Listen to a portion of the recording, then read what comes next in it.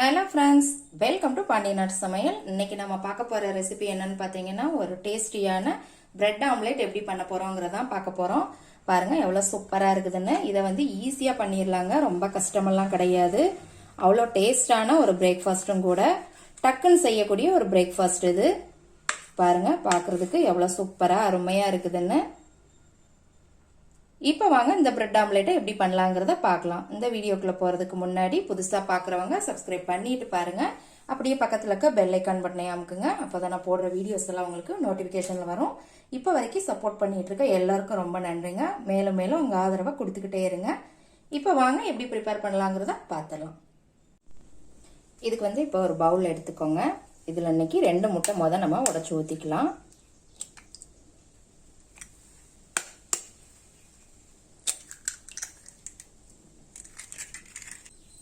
இந்த முட்டையை நல்லா அடிச்சு விட்டுக்கோங்க.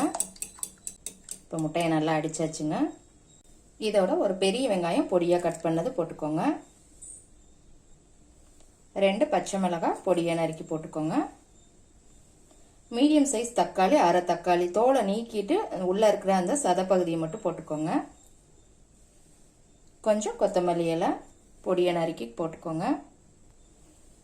இதுக்கு தேவையான அளவு உப்பு, அரை டீஸ்பூன் பெப்பர், 1/4 டீஸ்பூன் வந்து தனி மிளகாத்தூள் போட்டுக்கோங்க. இப்போ இதை எல்லாத்தையுமே நல்லா மிக்ஸ் பண்ணி விட்டுக்கலாம். இப்போ நல்லா எல்லாத்தையும் மிக்ஸ் பண்ணியாச்சுங்க.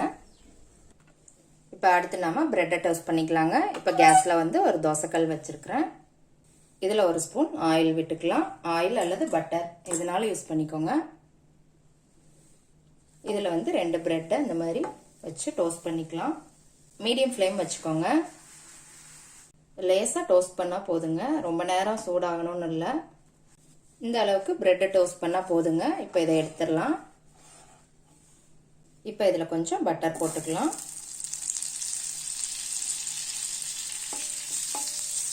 பட்டர் மெல்ட் ஆனதும் நம்ம மிக்ஸ் பண்ணி வச்சு இந்த முட்டையை இதில் ஊற்றிடலாம். இதை நல்லா இந்த மாதிரி ஸ்ப்ரெட் பண்ணி விட்டுக்கோங்க. இப்போ இது மேலே இந்த பிரெட்டை மேலே வச்சுக்கோங்க.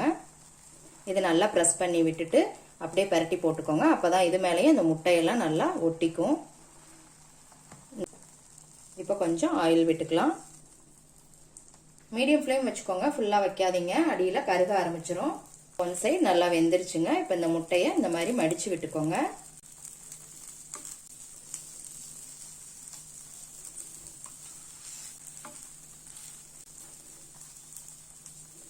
இதை அப்படியே நாம பரட்டி போட போறோம்.